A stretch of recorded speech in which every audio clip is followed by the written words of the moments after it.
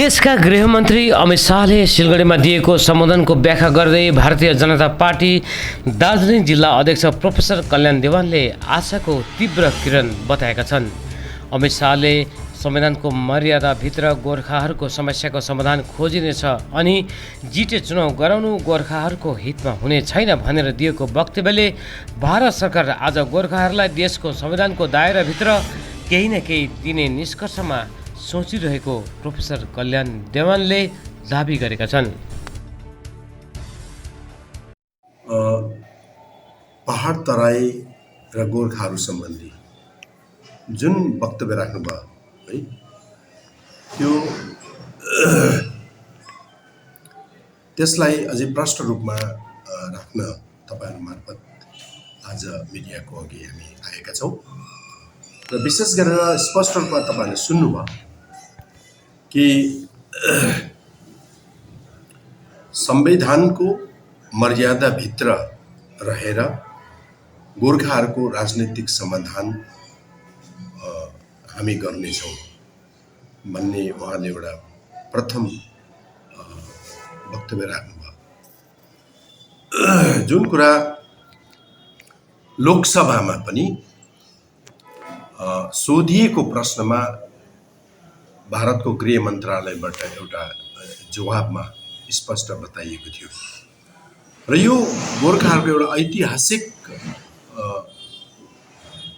एउटा उपलब्धि मान्नुपर्छ कि आज चाहिँ भारत सरकारले गोर्खाहरूलाई राजनैतिक समाधान, गोर्खाहरूको राजनैतिक समाधान अर्थात् गोर्खाहरूको अस्मिताको सुरक्षाको लागि संवैधानिक व्यवस्थाको आवश्यकता छ भन्ने कुरा स्पष्ट रूपमा भारत सरकारले बुझेको छ र यो कुरा आजसम्म गोर्खाहरूले जुन प्रकारले भारत सरकार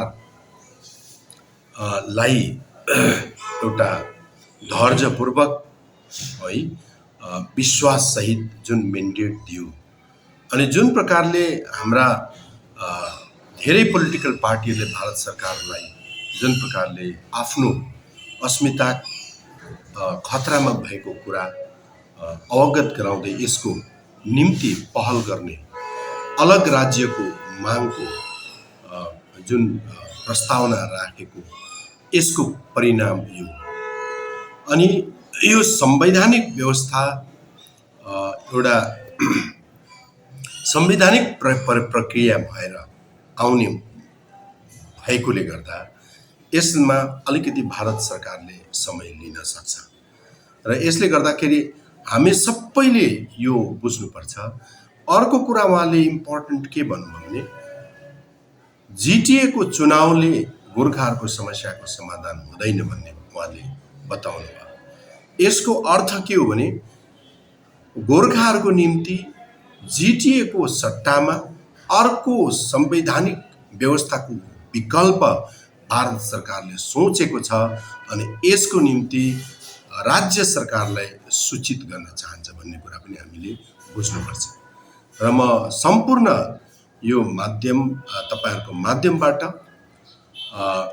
राजु विष्टजीले जुन प्रकारले गोर्खाहरूको समस्यालाई भारत सरकार समक्ष जुन एउटा प्रभावकारी ढङ्गमा आज भारत सरकारलाई अवगत गराएर एउटा कन्भिन्स गराउने एउटा उहाँले पहल गर्नुभयो र नै यो आज यस्ता हामीले भारत सरकारबाट गोर्खाप्रति एउटा प्रतिबद्धता हामी पाइरहेका छौँ र हामी सबैले आज धैर्यसँग बसेर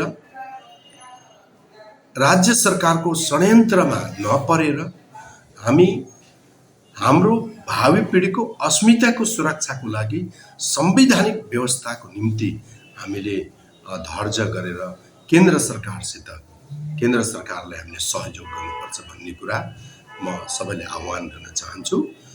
अनि सँगसँगै आज जुन परिस्थितिमा गोर्खाहरूको मुद्दा भारत सरकारले आफ्नो हातमा लिएको छ यसको निम्ति म प्रथमतः भारतका गृहमन्त्री श्री अमित शाहजीलाई धन्यवाद चढाउन चाहन्छु। साथसाथै हाम्रा माननीय सांसद राजु विष्टजीलाई पनि चढाउन चाहन्छु। अनि मिडिया मार्फत म अझै पनि हाम्रा माननीय सांसद अनि माननीय सांसदको अझै पनि उहाँको अहम भूमिका यो जुन भारत सरकारको गोर्खाहरूप्रतिको जुन एउटा संवैधानिक व्यवस्थाको परिकल्पना छ, यसलाई साकार र यथार्थ तुल्याउनमा उहाँको अझै पनि अहम भूमिका रहिरहन्छ। जुन कुरा इमान्दारपूर्वक एउटा निष्ठासँग एउटा कर्तव्य सम्झेर उहाँले गरिरहनु भएको छ। अनि भारत सरकारले पनि गोर्खाहरूलाई जुन प्रकारको यहाँ आज यो संवैधानिक व्यवस्था छेक्ने जुन षड्यन्त्र भइरहेको छ, त्यसलाई मध्यनजर गर्दै चाँडोभन्दा चाँडो कस्तो प्रकारले है हुन्छ यो अस्मिताको समस्याको समाधान यो संवैधानिक रूपमा एउटा अलग राज्यको व्यवस्था जस्तो एउटा अलग राज्यको व्यवस्थाको एउटा परिकल्पनालाई यथार्थमा ल्याइदिने हामी विनम्र अनुरोध गर्छौँ। धन्यवाद। उत्तर बङ्गाललाई नै अलग्गै बनाएर गोर्खालाई त्यहाँ कुनै एउटा कोठा दिने त्यो खालको एउटा सोच बिजेपीको रहेको छ भन्ने अड्कलहरू आइरहेको छ सर। यो तपाईँ त भित्रै हुनुहुन्छ, तपाईँले त्यस्तै बुझ्नुभयो कि के हो? अनि यसको यो उहाँको वक्तव्यबाट हुनलाई गृहमन्त्रीसँगको साक्षात् भेटघाट त धेरैपल्ट भए, तर कहीँ पनि उहाँको भेटघाटमा नर्थ बङ्गालको सन्दर्भ कहिले पनि उठेन। अनि हिजोको त्यो 5 तारिकको माहौलमा पनि दार्जिलिङमा सिलगढीमा नभएर त्यो उहाँको भ्रमण चाहिँ दार्जिलिङमा भएको जस्तो भयो। किनभने अब जुन प्रकारले सबै दार्जिलिङको जनताहरू है कार्यकर्ताहरू आफ्नो वेशभूषा कमसेकम नेपाली टोपीमा है सर्वत्र देखियो। अनि उहाँहरूलाई पनि नेपाली टोपी पहिराएर उहाँ स्वयं नै पनि है कार्यक्रममा सहभागी हुनुभयो। मलाई लाग्छ के हो भने नर्थ बङ्गालको सन्दर्भ उड्दैछ, तर नर्थ बङ्गालको सन्दर्भभन्दा बढी अनि त्योभन्दा टटकारो विषयवस्तु चाहिँ गोर्खाहरूको अलग राज्यको माग, गोर्खाल्यान्डको माग अर्थात् पिपिएसको माग। अनि यो विषयवस्तुलाई नै बिजेपी पार्टीले प्राथमिकता दिएर आफ्नो सङ्कल्प पत्रमा पनि लेखेको छ। अनि यही विषयवस्तुलाई लिएर ट्राइपार्टाइट टक पनि भारत सरकारले आयोजन गर्दैछ। र त्यसले गर्दाखेरि मलाई लाग्छ जुन अर्थ लगाइँदैछ ती अर्थ लगाउने विज्ञजनहरूले वास्तविक वस्तुस्थिति है भारत सरकारको सोच अनि बिजेपी पार्टीको सोच लाई सायद गहन अध्ययन अझै गर्नुपर्छ मलाई लाग्छ। तर हामीले बुझेको के हो भने गोर्खाहरूको समस्याको समाधान चाहिँ बिजेपी पार्टी र भारत सरकारले प्राथमिकताको रूपमा हेर्छ। यही कुरा नै अस्तिको जनसभामा पनि विशेष हामीले हेऱ्यौँ होइन।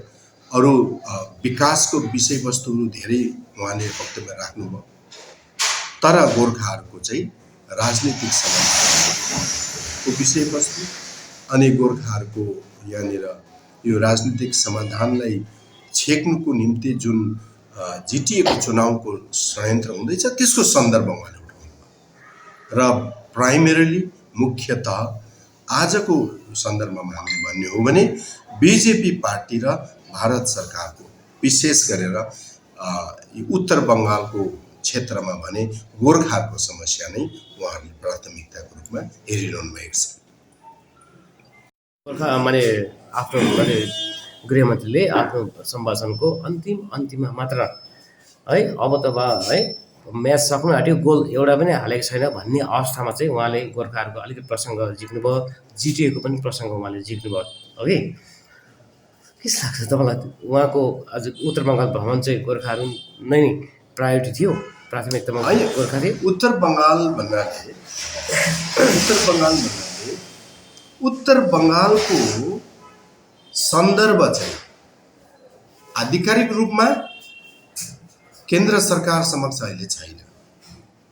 पोलिटिकली होला, हेर्नुहोस्, पोलिटिकली राजनैतिक रूपमा होला, तर आधिकारिक रूपमा उत्तर बङ्गालको मुद्दा भारत सरकारको गृह मन्त्रालयले अहिले त्यो उठान गरेको छैन, त्यो अलगै प्रकारले सोचेको छैन। तर पिपिएस सम्बन्धी र गोर्खाल्यान्डको माग सम्बन्धी त धेरैचोटि बैठकहरू भइसकेको कुरा हो। यसले गर्दाखेरि गोर्खाहरूको समस्या चाहिँ समाधान गर्नुपर्छ भन्ने कुरा चाहिँ अब उत्तर बङ्गालको पनि समस्या छैन भने छैन, तर अहिलेसम्म आधिकारिक रूपमा भारत सरकारले एक्नोलेज गरेको विषयवस्तु चाहिँ गोर्खाहरूको समस्या हो नि त। हजुर, तर त्यसलाई पछिल्लो भाषणको पछिल्लो रूपमा पछिल्लो एउटा पङ्क्तिमा राख्यो भन्ने कुरा जुन भएको छ, यो उत्तर बङ्गालको भ्रमण अथवा पश्चिम बङ्गालको भ्रमण को धेरै विषयवस्तु हो है।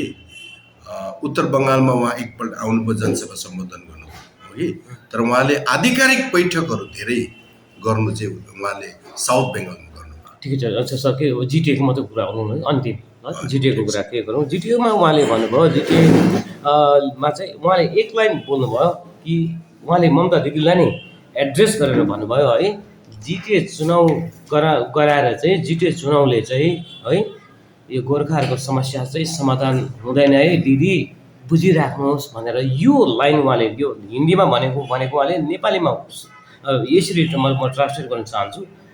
जिटिएले चाहिँ जिटिए चुनाव गराएर चाहिँ गोर्खाहरूको समस्या समाधान हुँदैन है दिदी भनेर उहाँले भन्नुभएको छ। त्यसलाई कसरी हामीले माने बुझिलिनु छ? हेर्नुहोस्, भारत सरकारलाई थाहा छ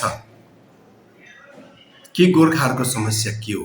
नै मैले यसको टेक्निकल अर्थ मैले तपाईँबाट जान्नु चाहेको, या त दिदीले जिटिए चुनाव गराउन सक्दैनौ है तिमीले भन्नु चाहेको हो कि, या त तिमीले गरायो भने पनि चुनाव गरायो भने पनि यो गोर्खाहरूको जुन समस्या छ त्यो चाहिँ समाधान हुँदैन है भनेको हो कि? स्पष्ट रूप हेर्नुहोस्, गराउनु सक्दैन भनेको, गराउनु सक्दैन होइन, गराउने अधिकार पश्चिम बङ्गालको प्रिरोगेटिभ हो, पश्चिम बङ्गालको अधीनभित्र छ है। तर केन्द्र सरकार चाहन्छ गोर्खाहरूको राजनीतिक समाधान चाहिँ स्थायी होस्, अनि यो स्थायी समाधानको निम्ति राज्यलाई लिएर केन्द्र सरकारले ट्राइपार्टाइट टक पनि गर्दैछ भनेपछि अब यो परिस्थितिमा जिटिए चुनाव घोषणा गर्नु त्यो ट्राइपार्टाइट टकको गरिमालाई